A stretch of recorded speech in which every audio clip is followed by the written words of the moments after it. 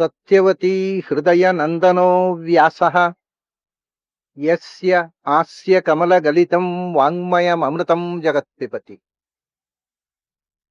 ಭುಜಗ ಭೋಗಾಭಮುದ್ಯಮ್ಯ ಹೃದ್ಯಂ ನಿಜಭುಜಂ ದಕ್ಷಿಣಂ ಲಕ್ಷಣಾಢ್ಯಂ ಲಲಿತ ಮುದ್ರಿಕ್ತ ವಿಜ್ಞಾನ ಮುದ್ರಂ ಭಜ ಭಜ ಅನಂತಮಿತ್ಯಾಲಪಂತಂ ಪ್ರಣತವಾನ್ ಪ್ರಾಣಿನಾಂ ಪ್ರಾಣಭೂತಂ ಪ್ರಣತಿಭಿಃ ಪ್ರೀಣಯೇ ಪೂರ್ಣಬೋಧಂ.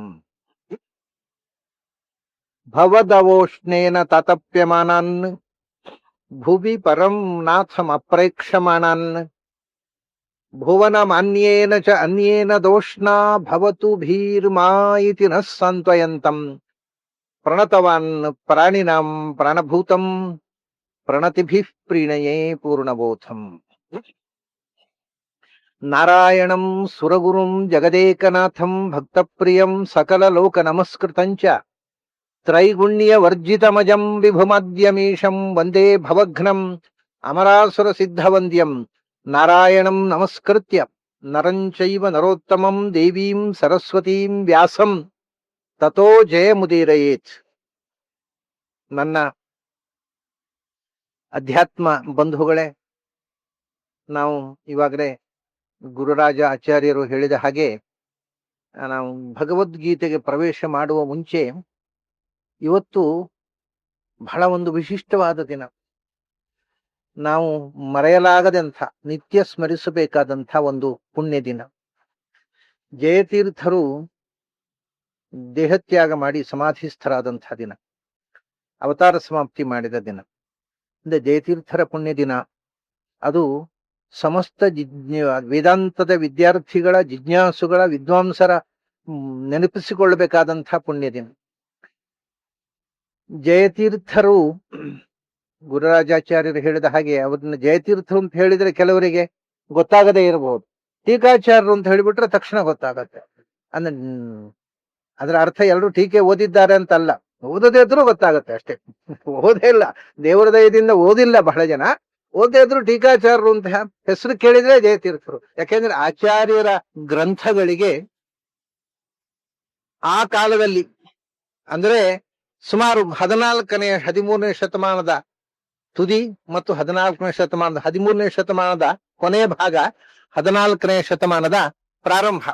ಆಗ ಸುಮಾರು ಆಚಾರ್ಯರು ತತ್ವವಾದವನ್ನ ಜನಕ್ಕೆ ಕೊಟ್ಟು 1300 ಹೊರಟೋಗ್ಬಿಟ್ರು ಬದಲಿಗೆ.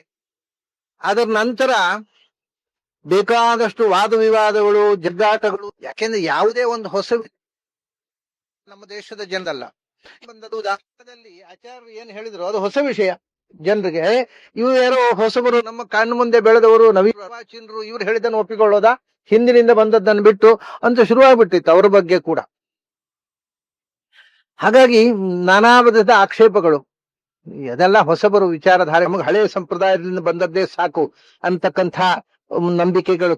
ಅದರ ಜೊತೆಗೆ ಬೇರೆ ಬೇರೆ ತೀಯರು ಮೇಲೆ ಯಾವಾಗ ಆಚಾರ್ಯರು ಎಲ್ಲ ಆಚಾರ್ಯರ ಕಾಲದ ತನಕ ಇದ್ದ ಸಮಸ್ತ ಮತಗಳನ್ನು ಕೂಡ ಅದ್ರಲ್ಲಿ ಏನು ತೊಂದರೆಗಳಿವೆ, ಏನು ದೋಷಗಳಿವೆ, ಯಾವುದಕ್ಕೋಸ್ಕರ ನಾನು ಒಂದು ಹೊಸ ಇಂಟರ್ಪ್ರಿಟೇಷನ್ ವೇದಗಳಿಗೆ ಕೊಟ್ಟೆ ಅಂದ್ರೆ ಈ ತನಕ ಬೆಳೆದು ಬಂದಂಥ ಅವೈದಿಕ ಮತಗಳಾಗಿರ್ಲಿ, ವೈದಿಕ ಮತಗಳಾಗಿರ್ಲಿ ಪೂರ್ತಿ ಜಸ್ಟಿಸ್ ಮಾಡಲಿಲ್ಲ ಅಂತ. ಅದು ವೇದಕ್ಕೂ ಅದರಿಂದ ನ್ಯಾಯ ದೊರಕಲಿಲ್ಲ, ಲಾಜಿಕ್ಕಿಗೂ ನ್ಯಾಯ ದೊರಕಲಿಲ್ಲ, ನ್ಯಾಯಶಾಸ್ತ್ರದಿಂದ ನ್ಯಾಯ ದೊರಕಲಿಲ್ಲ, ನ್ಯಾಯ ವೈಶೇಷಿಕರಿಂದ ತರ್ಕಕ್ಕೆ ನ್ಯಾಯ ದೊರಕಲಿಲ್ಲ, ವೈದಿಕರಿಂದ ವೇದಕ್ಕೆ ನ್ಯಾಯ ದೊರಕಲಿಲ್ಲ. ಯಾಕೆಂದ್ರೆ ನಿಮ್ಗೆ ಗೊತ್ತಿದೆ, ವೇದಕ್ಕೆ ಅರ್ಥ ಇಲ್ಲ, ಸುಮ್ಮನೆ ಪಾರಾಯಣ ಮಾಡಿದರೆ ಪುಣ್ಯ ಅಂತ ಹೇಳುವ ವಾದ ಪ್ರಾರಂಭ ಆಗಿಬಿಟ್ಟಿತ್ತು ಆಚಾರ್ಯ ಕಾಲದಲ್ಲಿ. ಆಮೇಲೆ ವೇದಕ್ಕೆ ಏನೇನೋ ಅಪಾರ್ಥಗಳು ಮತ್ತೊಂದು. ಮತ್ತೆ ವೈದಿಕರು ವೇದವನ್ನ ವೇದದಿಂದ ಪೂಜೆ ಮಾಡಿದರೆ ಪುಣ್ಯ ಬರುತ್ತೆ ಅಷ್ಟೇ, ದೇವರು ಇವರೇನೂ ಇಲ್ಲ ಅಂತ. ಇಷ್ಟೆಲ್ಲ ವಿಚಿತ್ರವಾದ ವೇದದ ಮೂಲಕವೇ ಏನು ಆಚಾರಗಳಲ್ಲಿ ಮತ್ತು ಅರ್ಥಾನುಸಂಧಾನದಲ್ಲಿ ತುಂಬಾ ಅಬದ್ಧವಾಗಿರತಕ್ಕಂಥ ಪರಂಪರೆಗಳು ಬೆಳೆದಿದ್ದವು. ವೇದಗಳಿಗೆ ವ್ಯಾಖ್ಯಾನಗಳನ್ನು ಕೆಲವರು ಬರೆದಿದ್ರು. ಯಾವುದು ವೇದದ ಅಂತರಂಗದ ಅರ್ಥವನ್ನು ಮುಟ್ಟುವ ಸ್ಥಿತಿಯಲ್ಲಿ ಇರಲಿಲ್ಲ, ಅದು ಹೊರನೋಟಕ್ಕೆ ಕಾಣುವ ಅರ್ಥವನ್ನ ಹೇಳ್ತಿತ್ತು. ಆದರೆ ಆ ಒಳಗಿನ ನಿಗೂಢವಾದ ಆ ಸ್ಪಿರಿಚುವಲ್ ಇಂಟರ್ಪ್ರಿಟೇಷನ್ ಏನು, ಅದು ಒಂಥರ ಮಟೀರಿಯಲ್ ಇಂಟರ್ಪ್ರಿಟೇಷನ್ ಅಲ್ಲಿ ನಿಂತು ಬಿಟ್ಟಿತ್ತು ವೇದ. ಅದು ಅಷ್ಟೇ ಆದರೆ ಅದಕ್ಕಂಥ ಮಹತ್ವ ಏನಿಲ್ಲ, ಅದರಲ್ಲಿ ಇರತಕ್ಕಂಥ ಸ್ಪಿರಿಚುವಲ್ಟಿ ಎನ್ನುವುದನ್ನ ಹೇಳುವ ಮರೆತು ಹೋಗಿತ್ತು. ಇಂತಹ ಸಂದರ್ಭದಲ್ಲಿ ಏಕರಣೆ ಮಾಡಿ ಆರ್ಕ ಬಳಕೆಯಲ್ಲಿದ್ದ ಹಲವುಗಳನ್ನ ಅದರಲ್ಲಿ ಇರತಕ್ಕ ದೋಷಗಳ ಎತ್ತಿ ತೋರಿಸಿ ಅದಕ್ಕೆ ಒಂದು ವೈದಿಕವಾದಂತಹ ಇಂಟರ್ಪ್ರಿಟೇಷನ್ ಆಚಾರ್ಯರು ಕೊಟ್ರು. ಆಗ ಸಹಜ ಅಲ್ವಾ, ಅವರು ಎಲ್ಲ ಆ ಕಾಲದ ಆ ಮತದ ಅನುಯಾಯಿಗಳು ಇವರನ್ನ ಆಕ್ಷೇಪ ಮಾಡುದು ಸಹಜ. ಸರಿ, ಆಚಾರ್ಯರ ನಂತರ ಆಚಾರ್ಯರು ಹೇಳಿದ್ದು ತಪ್ಪು, ನಮ್ಮದೇ ಸರಿ ಅಂತ ಪ್ರತಿಯೊಬ್ಬರು ಎದ್ದು ನಿಂತರು. ಜೈನರು ಬೌದ್ಧರಿಂದ ಹಿಡಿದು ನೈಯಾಯಿಕರು, ವೈಶೇಷಿಕರು, ವೈದಿಕರು, ಮೀಮಾಂಸಕರು ಎಲ್ಲ ಇದಕ್ಕೆ ತಮ್ಮದು ಸಮರ್ಥನೆ ಮಾಡತಕ್ಕಂಥ ಒಂದು ಪಂಡಿತ ಪರಂಪರೆ ನಿರ್ಮಾಣ ಆಯ್ತು. ಇದು ಏನು ಅಂದ್ರೆ ಆಚಾರ್ಯರು ಎಲ್ಲಿಯೂ ಕೂಡ ನೇರ ತರ್ಕವನ್ನ ಮಾಡಲೇ ಇಲ್ಲ ತನ್ನ ಗ್ರಂಥದಲ್ಲಿ. ಇದನ್ನ ಬಹಳ ಜನ ಗಮನಿಸುವುದಿಲ್ಲ. ಆಚಾರ್ಯರು ಎಲ್ಲಿಯೂ ಕೂಡ ನೇರ ತರ್ಕ ಮಾಡುವುದಿಲ್ಲ. ಮತ್ತೆ ಅವರ ಲಾಜಿಕಲ್ ಕನ್ಕ್ಲೂಷನ್ ಏನು ಅಂದ್ರೆ, ನಿನ್ನ ಅನುಭವ ಏನು ಹೇಳುತ್ತೆ, ನಿನ್ನ ಎಕ್ಸ್ಪೀರಿಯನ್ಸ್ ಏನು ಹೇಳುತ್ತೆ ಅಂತ ಹೇಳಿ ಮುಗಿಸ್ತಾರೆ ಅವರು, ಹೊರತು ಬರೀ ಲಾಜಿಕ್ಕಿನಲ್ಲಿ ಮುಗಿಸುವುದಿಲ್ಲ. ಇದನ್ನ ಗಮನಿಸದೆ ಲಾಜಿಕ್ಕಿನಿಂದ ಖಂಡನೆ ಮಾಡಿದರು. ಅನುಭವವನ್ನ ಲಾಜಿಕ್ಕಿನಿಂದ ಖಂಡನೆ ಮಾಡುವ ಪ್ರಚಂಡ ಪರಂಪರೆ ಬೆಳೆಯಿತು. ಜಯತೀರ್ಥರು ಇದೊಂದು ಹೊಸ ಅಂಟುರೋಗ. ಅನುಭವವನ್ನ ಮತ್ತು ವೈದಿಕ್ ಸ್ಟೇಟ್ಮೆಂಟ್ಗಳನ್ನ ಬರೀ ಲಾಜಿಕ್ಕಿನಿಂದ ಮಾಡೋದು. ಅದ್ರಲ್ಲಿ ವೇದಿಕ್ ಸಪೋರ್ಟು ಇಲ್ಲ, ಎಕ್ಸ್ಪೀರಿಯನ್ಸು ಇಲ್ಲ, ಬರೇ ಲಾಜಿಕ್ಕಿನಿಂದ ಸ್ಟೇಟ್ಮೆಂಟ್ಸ್ ಗಳನ್ನ ಅನುಭವವನ್ನ ಡಿನೈ ಮಾಡು. ಇದಕ್ಕೆ ಏನು ಮಾಡಬೇಕು ಅಂದ್ರೆ ಮುಳ್ಳಿನಿಂದಲೇ ಮುಳ್ಳನ್ನ ತೆಗಿಬೇಕು. ಲಾಜಿಕ್ಕಿನಿಂದ ವಾದ ಮಾಡತಕ್ಕಂಥ ಅನುಭವವನ್ನ ಅಪಲಾಪ ಮಾಡಿ ವೇದವನ್ನ ಒಪ್ಪದೆ ಬರೀ ಲಾಜಿಕ್ಕಿನಿಂದ ವಾದ ಮಾಡುವವರಿಗೆ ಲಾಜಿಕ್ಕಿನಿಂದಲೇ ಬೂಮೆರಾಂಗ್ ಮಾಡಬೇಕು. ಆ ಕೆಲಸವನ್ನ ಮೊದಲು ಮಾಡಿದವರು ಜಯತೀರ್ಥರು. ಏನೇನು ಆಕ್ಷೇಪಗಳು ತಾರ್ಕಿಕವಾಗಿ ವಾದಗಳು ಸಭೆಗಳಲ್ಲಿ ಬೆಳೆದು ಬಂತು, ಅದು ಎಲ್ಲಕ್ಕೂ ಅದೇ ತರ್ಕದಿಂದ ಉತ್ತರ ಕೊಟ್ಟರು. ಆ ತಾರ್ಕಿಕವಾಗಿ ಉತ್ತರ ಕೊಟ್ಟಾಗ, ಯಾಕೆಂದ್ರೆ ನೀವು ವೇದವನ್ನು ಕೋಟ್ ಮಾಡಿದ್ರೆ ತಯಾರಿಲ್ಲ ಪಂಡಿತರು ಒಪ್ಪಲಿಕ್ಕೆ, ಅದಕ್ಕೆ ಬೇರೆ ಅರ್ಥ ಹೇಳ್ತೇವೆ, ಇಲ್ಲ ನಾವು ಒಪ್ಪಲ್ಲ ವೇದ. ಆಮೇಲೆ ಅನುಭವ ಹೇಳಿ ಉಪಯೋಗ ಇಲ್ಲ, ಯಾಕಂದ್ರೆ ಅನುಭವವನ್ನು ಅಪಲಾಪ ಮಾಡಿ ತರ್ಕಗಳು ಬಂದವು. ಆಗ ಆ ತರ್ಕಕ್ಕೆ ತರ್ಕದಿಂದಲೇ ಉತ್ತರ ಕೊಡಬೇಕು, ಬೇರೆ ಮಾರ್ಗವೇ ಇಲ್ಲ ಆ ಕಾಲದಲ್ಲಿ. ಆಗ ಆಚಾರ್ಯರ ಎಲ್ಲಾ ಪ್ರಮೇಯ ಅವರ ಪ್ರಧಾನ ಗ್ರಂಥಗಳಲ್ಲಿ ಬಂದಿರತಕ್ಕಂಥ ಬೆಳವಣಿಗೆಗಳು, ವಾದಗಳು ಏನಿದೆ ಅದೆಲ್ಲಕ್ಕೂ ಆ ಕಾಲದ ತನಕ ಯಾವ್ಯಾವ ಪಂಡಿತರು ಯಾವ್ಯಾವ ಮತದವರು ಆಕ್ಷೇಪ ಮಾಡಿದರು ಅದೆಲ್ಲಕ್ಕೂ ಕೂಡ ತರ್ಕದಿಂದಲೇ ಉತ್ತರ ಕೊಟ್ಟು ವಿಸ್ತಾರವಾದಂತಹ ವಿವರಣೆ ಕೊಟ್ಟರು ಜಯತೀರ್ಥರು. ಬಹಳ ಅಗತ್ಯವಾದ ಕೆಲಸ ಆಗಿತ್ತು ನೋಡಿ. ಇಲ್ಲದೆ ಇದ್ರೆ ಆ ಪಂಡಿತರ ತರ್ಕ ನಮ್ಮದೇ ತರ್ಕ ಮೇಲಾಯಿತು, ಇವ್ರ ಹತ್ರ ಅದಕ್ಕೆ ಪ್ರತ್ಯುತ್ತರ ಕೊಡ್ತಕ್ಕಂಥ ತರ್ಕ ಇಲ್ಲ ಅಂತಕ್ಕಂಥ ಮಾತು ಬರ್ತಿತ್ತು. ಆ ಉತ್ತರವನ್ನ ಮೊದಲು ಬಹಳ ವ್ಯಾಪಕವಾಗಿ ತರ್ಕದಿಂದ ಉತ್ತರ ಕೊಟ್ಟವರು ಜಯತೀರ್ಥರ ಅನಂತರ ವ್ಯಾಸತೀರ್ಥರು. ಇವರಿಬ್ರು ಇಡೀ ಒಂದು ಸಿದ್ಧಾಂತದ ತರ್ಕ ಬಲದಿಂದ ಕಟ್ಟಿ ನಿಲ್ಲಿಸಿದವರು. ಆಚಾರ್ಯರು ದೃಢವಾದ ಕಟ್ಟಡ ಕಟ್ಟಿದ್ರು, ಅಪಾಯ ಇಲ್ಲ. ಆದರೆ ತರ್ಕವನ್ನೇ ನಂಬಿ ಬದುಕುವ ಮಂದಿಗೆ ತರ್ಕದಿಂದಲೇ ಉತ್ತರ ಕೊಡ್ತಕ್ಕಂಥ ಅವಶ್ಯಕತೆ ಇತ್ತು. ಅಂಥ ಕೆಲಸವನ್ನ ಜಯತೀರ್ಥರು ಮತ್ತು ವ್ಯಾಸತೀರ್ಥರು ಮಾಡಿದರು. ಅದರಿಂದಲೇ ಜಯತೀರ್ಥರನ್ನ ಸ್ತೋತ್ರ ಮಾಡುವ ವ್ಯಾಸತೀರ್ಥರೇ ಅವರನ್ನ ಹೊಗಳುವಾಗ ಹಿಂದಿನವರು ಮಿಥ್ಯಾ ಸಿದ್ಧಾಂತ ದುರ್ಧ್ವಂಸನ ವಿಚಕ್ಷಣ ಅಂತ. ಮಿಥ್ಯಾ ಸಿದ್ಧಾಂತ, ತಪ್ಪು ತಪ್ಪೇ ಸಿದ್ಧಾಂತಗಳನ್ನ ತರ್ಕದ ಬಲದಿಂದ ಕಟ್ಟಿ ಇದು ನಮ್ಮ ಸಿದ್ಧಾಂತ, ಇದು ತರ್ಕ ಬಲದಿಂದ ರೂಪ, ಇದಕ್ಕೆ ಯಾರು ಉತ್ತರ ಕೊಟ್ಟು ಖಂಡಿಸಲಾರರು ಹೇಳತಕ್ಕಂಥ ವಾದಗಳು ಬೇಕಾದಷ್ಟು. ಮಿಥ್ಯಾ ಸಿದ್ಧಾಂತ ಅನ್ನುವ ದುರ್ಧ್ವಾಂತ ಕೆಟ್ಟ ಕತ್ತಲೆ, ಆ ಕತ್ತಲೆಯನ್ನು ಓಡಿಸುವ ಸೂರ್ಯನಾಗಿ ಜಯತೀರ್ಥರು ಬಂದರು ಅಂತ. ದುರ್ಧ್ವಾಂತ ವಿಧ್ವಂಸನ ವಿಚಕ್ಷಣ ಜಯತೀರ್ಥಾಖ್ಯ ತರಣಿಹಿ. ತರಣಿ ಅಂದ್ರೆ ಸೂರ್ಯ.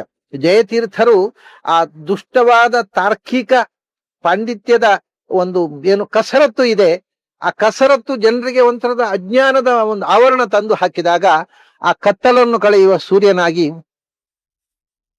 ಮೂಡಿ ಬಂದರು. ಆದ್ದರಿಂದ ಭಾಸತಾಂನೋ ಹೃದಂಬರೆ ಅಂತ, ನಮ್ಮ ಹೃದಯಾಕಾಶದಲ್ಲಿ ಆ ಸೂರ್ಯ ಸದಾ ನಿಲ್ಲಿಸಲಿ.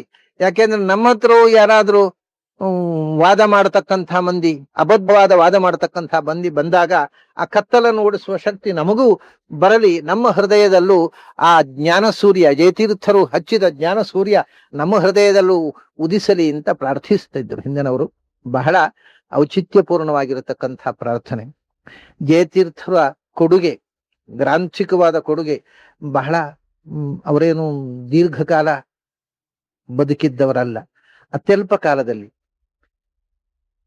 ಎಲ್ಲೂ ದೇಶ ಸಂಚಾರ ಮಾಡದೆ ಏಕಾಂತದಲ್ಲಿ ಮಳಖೇಡದ ಹತ್ರ ಅವರು ನ್ಯಾಯಸುಧಾ ಬರೆದಿರತಕ್ಕಂಥ ಗುಹೆ ಇದೆ. ಈಗಲೂ ಒಂದು ಗುಹೆಯಲ್ಲಿ ಕೂತು ನ್ಯಾಯಸುಧಾ ಬರೆದ್ರು ಅವರು. ಅದು ಜಯತೀರ್ಥರು ಪ್ರಾಯ ವೇದ ಗುಹಾಸಂತಂ ಮಾತರಿಶ್ವ ಮಥಾಯತಿ, ಇವರು ಗುಹೆಯಲ್ಲಿ ಕೂತ್ಕೊಂಡು ಮಥನ ಮಾಡಿದ್ರು. ಮಾತರಿಶ್ವರು ಬರೆದ ಗ್ರಂಥಗಳನ್ನ ಮಥನ ಮಾಡಿ ಇಡೀ ಜಗತ್ತಿಗೆ ಇವತ್ತು Dasgupta Indian history of Indian philosophy, ಭಾರತೀಯ ತತ್ವಶಾಸ್ತ್ರದ ಪರಂಪರೆಯ ಇತಿಹಾಸವನ್ನ ವಿಸ್ತಾರವಾಗಿ ಬರೆದಿರ್ತಕ್ಕವರು ಕಲ್ಕತ್ತಾದ ದೊಡ್ಡ ವಿದ್ವಾಂಸ ದಾಸಗುಪ್ತ. ಆತ ಬರೀತಾ ಏನ್ ಹೇಳ್ತಾನೆ ಅಂತಂದ್ರೆ, ಜಯತೀರ್ಥರು ವ್ಯಾಸತೀರ್ಥರು ಬೆಳೆಸಿದಂಥ ಒಂದು ವಾದ ಪ್ರಕ್ರಿಯೆ ಉಂಟಲ್ಲ, ಇದು ಸಂಸ್ಕೃತ ಸಾಹಿತ್ಯದಲ್ಲೇ ಇಡೀ ಭಾರತೀಯ ತತ್ವಶಾಸ್ತ್ರದ ಇತಿಹಾಸದಲ್ಲೇ ಇದಕ್ಕೆ ಸಾಟಿಯಾಗಿರತಕ್ಕಂಥ ವಾದಗಳ ಒಂದು ಪರಂಪರೆ ಬೇರೆ ಧರ್ಮ ಗ್ರಂಥಗಳಲ್ಲಿ ಬೆಳೆದು ಬರಲಿಲ್ಲ.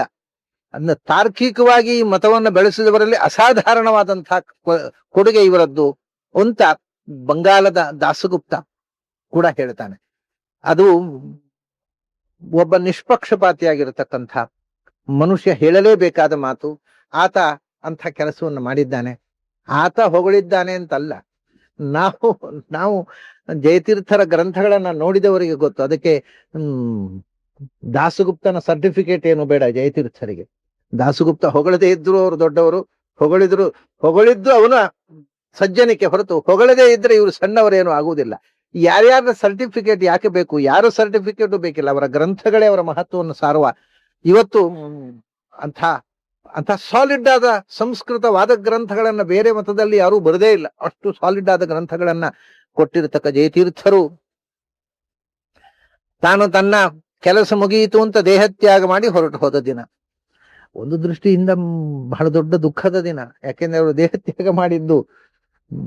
ಆದರೆ ಯಾರೂ ಬಂದವರು ಎಂಥ ಅವತಾರ ಪುರುಷರಾದ್ರೂ ಕೂಡ ಅವ್ರು ಭೂಮಿಗೆ ಬಂದ ಮೇಲೆ ದೇಹತ್ಯಾಗ ಮಾಡಿ ಹೊರಟು ಹೋಗ್ತಾರೆ. ಇಲ್ಲಿ ಖಾಯಮಾಗಿ ಇರೋಲ್ಲ. ನಮಗೆ ಕೊಡಬೇಕಾದನ್ನು ಕೊಟ್ಟರು, ಬಂದ ಕೆಲಸ ಮುಗಿತು, ಹೊರಟು ಹೋದ್ರು.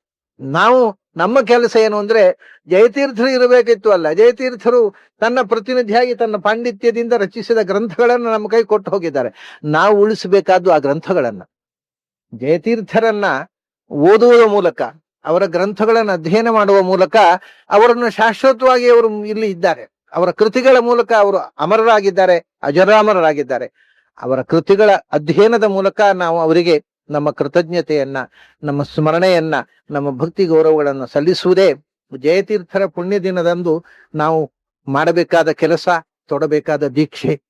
ಇಷ್ಟು ಮಾತುಗಳನ್ನ ಇವತ್ತು ಜಯತೀರ್ಥರ ನೆನಪಿಗೋಸ್ಕರ ತಮ್ಮ ಮುಂದೆ ನಿವೇದಿಸಿಕೊಂಡು ಗೀತೆಗೆ ಪ್ರವೇಶ ಮಾಡ್ತಾ ಇದ್ದೇನೆ ನಾನು.